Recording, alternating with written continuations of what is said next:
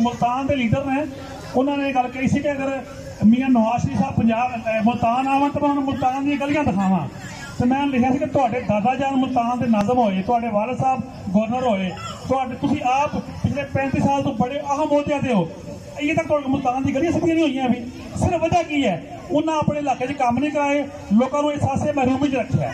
सिंध के किसी ना किसी हवाले नाल पीपल्स पार्टी पिछले 50 साल तो हुकूमत है, वो नहीं काम करवाते। वो पंजाब का की कसूर है, वो लाहौर का की कसूर है, वो बहावलपुर का की कसूर है। अगर बहावलपुर को कहते वखरा करना है तो रियासत खैरपुर की गल क्यों नहीं करते अभी। मेरा ख्याल है कि सानू हर फोरम से ना सिर्फ नोएबा के बल्कि बाकी अखबारों के भुलेखा करते गया पाया। सानू स्कूलों के कॉलेजों के मुख्तलिफ सैशन रख के गल करनी चाहिए है कि सिर्फ पंजाब के खिलाफ लोग क्यों गल करते हैं, पंजाबी क्यों खामोश हो जाते हैं। मेरे ख्याल पंजाबी जोड़े ना वो सिर्फ हज़ार करते हैं या किसी वजह तो या सब भी पंजाब से है भी जो उसकी गल सुन लेंगे हैं। बाकी असी भी सारा कोशिश कर रहे हैं कि नवी नस्ल को पंजाबी में जोड़िए। असं ये कोशिश कर रहे हैं कि शायरी बहुत हो रही है लेकिन शायरी नसर भी लिखी जाए।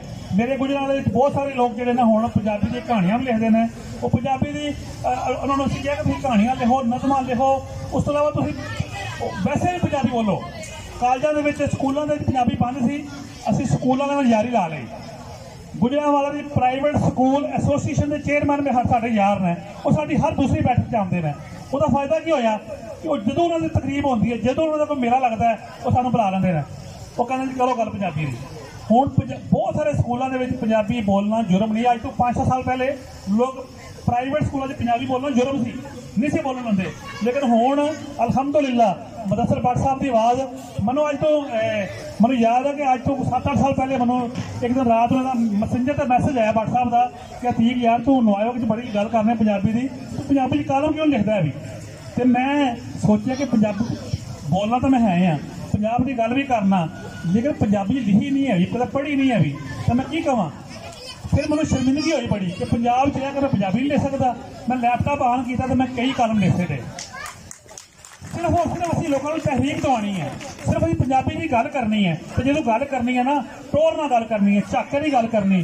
दूसरी गल, मैडम बैठे थे सियासतदान है, मैं पहले भी गल कही सी कि हुण अगला साल इलैक्शन का आ रहा है, असीं बारे बार इकट्ठ भी रखिए तो असीं जो इलैक्शन होवन साडे जिथे लोग बैठे ने उत्थे पंजाबी के बैनर लाण।